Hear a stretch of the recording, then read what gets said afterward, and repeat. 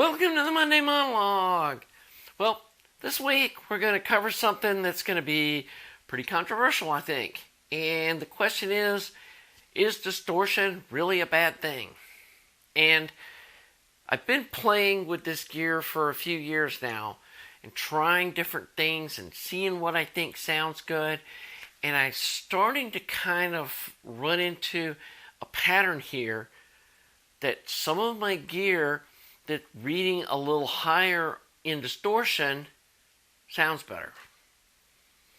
And okay, there's bad distortion and there's good distortion. But at least that's what I'm thinking right now. And stay with me here a minute. If you haven't seen my previous video about how to dial in a preamp to your system, you should probably go watch that. But you can watch it afterwards if you want to stick with me through this.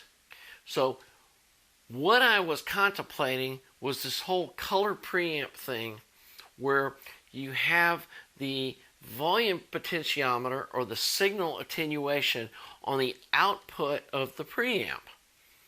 And when I showed this schematic to folks in the DIY community, people lost their minds. And I mean, they were getting just hostile about, you can't do that. That's not how you do it.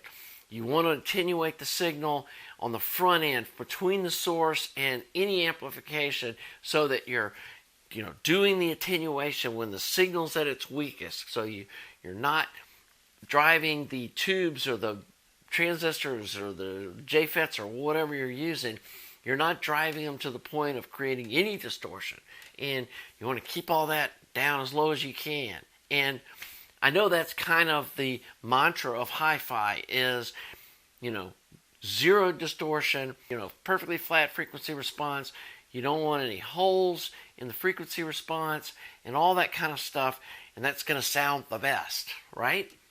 And, I believed it too. And I've been doing hi-fi stuff since the 70s. And as y'all probably remember that were alive back then, that was the era of, the 0.001% distortion. And, if you could get it, the lower, the better. And that was what everybody advertised. And that's what we believed. And we were buying gear based on that. And the same thing with the speakers, perfectly flat frequency response. We don't want any, lumps or bumps or anything like that. And I'm starting to wonder if that's really the case. And what's got me thinking about this is I'm looking at the amplifiers that I've built over the last few years. And one of them, to me, really stands out. And that's the 6SQ7 EL34. And if you look at the audio analyzer suite testing on it, it doesn't look that great. It's fairly high distortion. I mean, it's got almost 2% distortion when you get up at the upper volume levels. But it's one of the best sounding amps that I've got. And I've compared it to, this, stuff like the R8, these other amps that everybody says sounds great. And it's interesting that amps like the A12 and the A50, while they had a lot of distortion too, they didn't have any power and they just sounded bad to me. And the main thing I think was because I needed more power than they could put out. And so we were getting into the 5 to 10% distortion levels when I was playing it at the volume levels that I'm used to, where I need a few watts of power.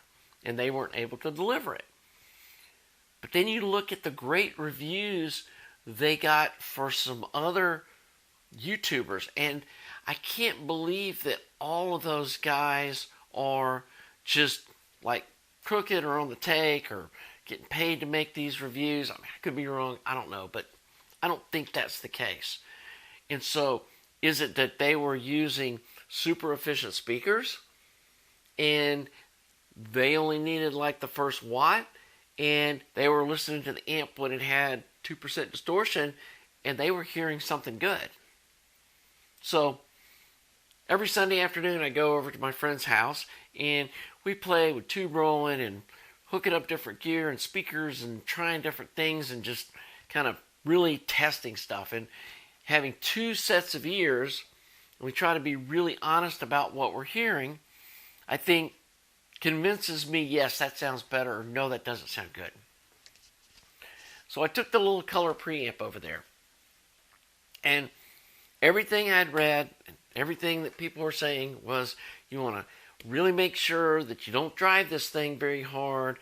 Make sure you're not putting like 2 volts RMS into this thing, because it's going to have crazy distortion and it's just going to sound horrible.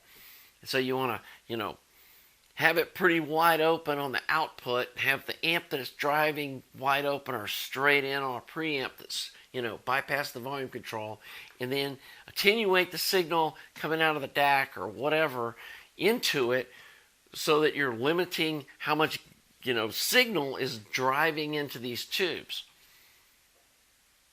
Well, guys, that's not what sounded the best. What sounded the best was when we were almost driving full output on the DAC into it and attenuating the signal between it and the amplifier, whether we did it with the volume control or whether we did it with the input volume control on the amp that was being driven. It wanted a hot signal going into it, and it sounded alive. This is the best way to describe it. It had that 3D depth. It really had that holographic, just really good sound that sounded like you were live, at a concert venue. And it didn't sound like that when we cleaned up the signal by driving it less and having the output less attenuated. So this has got me to thinking, maybe we're going the wrong way here by trying to completely eliminate distortion. And obviously, when you get it too high, and there was a point where we got it too high with that preamp, and it started sounding muddy. So you have to be careful about how much of this you inject into an amp. And it was interesting that we had to be careful with the tube amp about not injecting too much distortion in, because the tube amps got more distortion than the solid state amp that was at his house does. And so I think there's something there, guys. So maybe I'm crazy. Comment below about what your thoughts are on this. I'm just starting to kind of dive into that. But this is starting to make me question, are we putting the attenuation in these tube amps in the wrong place? Should we be putting it on the input like all of them have? Or should the attenuation be between these driver tubes and the output tubes, so we're holding on to some of this distortion they make at lower volume levels? I don't know. That's something I may want to play with in a future amp and see what that sounds like. The other thing that got me to thinking about all of this was when I was younger and all I had was solid state gear, to really get that stuff sounding good, you had to crank it up. I mean, you needed to be blasting that stuff so loud it was almost making your ears bleed. And, at the time I thought, well, loud music just sounds better. But now that I've got some tube gear that has a little bit of distortion at lower volume levels, it's like, you know what, this sounds really good, not getting blown out of the room.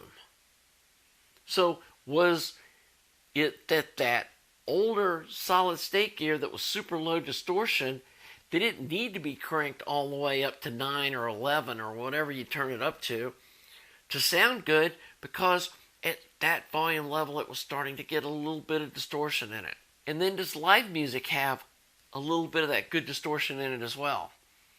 Is that part of why live music sounds really good, is that they're having to drive that gear pretty freaking hard to get enough sound pressure level for the room that they're in. And so there's very likely some distortion getting created. And is that why gear that has a little bit of distortion sound more like it's live? The other thing that I want to play with, I ordered from DIY Audio, it's a little second Harmonic Distortion creation box. And it's got a couple of JFETs, stereo, unity gain. The little board with the JFETs is like $8. Then you add the passive stuff and you make this little box.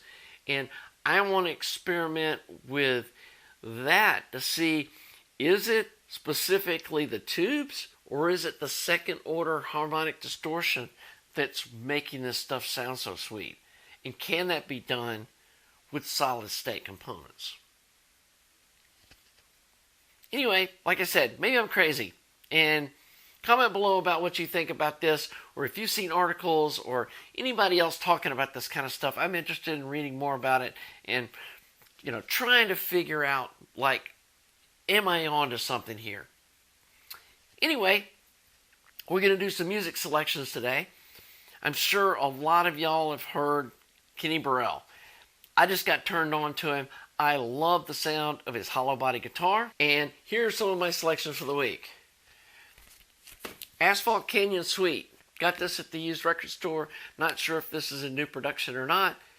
But super nice. Very meditative music. It's super relaxing. I could put this on, light a candle, blah, blah, blah, chill out, and just listen to this, and it just melts the world away. Really, really, really smooth. I don't even know smooth. It's just relaxing. It's beautiful music. So pick up a copy of this. Another Kenny Burrell. Stormy Monday. Similar kind of music. It's very chill, but it's also interesting enough to just close your eyes and listen to and be entertained. And meditative and relaxing at the same time. This is the kind of music you can turn it up a little bit and just really swim into it, or put it on while you're cooking dinner and just have some really nice sounding music playing while you're doing things in your everyday life. Again, found this at the used record store. Super, super good. This is available new. I'll put the link below. It's a great pressing, available on Amazon. John Coltrane and Kenny Burrell. I think this is one of their last collaborations.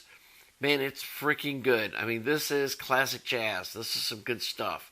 And these two guys play off each other just back and forth. I mean, this is definitely one that's worth having for your collection. Highly recommend. The last one is one artist that I really like and one that I really don't care for. Earl Klug is somebody I really enjoy listening to their music. George Benson, not so much. What's interesting is when these two play together, I think it brings out the best in both of them. This is a really good collaboration album. Again, this is something you're probably going to have to find at a used record store or on eBay. It's not going to be on Amazon. So, anyway, there's my music selections for the week. Hope you're enjoying this content. Again, please comment about what I talked about earlier in this video. Maybe I am crazy, but I feel like there's something to this. And I want to explore it more, and I want to bring you all along and explore it with me. So, if you're enjoying this content, please subscribe. Please consider joining my Patreon. Thanks to all you folks that have made donations and sent gear for me to review. And the few of y'all that have sent donation gear to me, super appreciate that too, as well as donations to my website.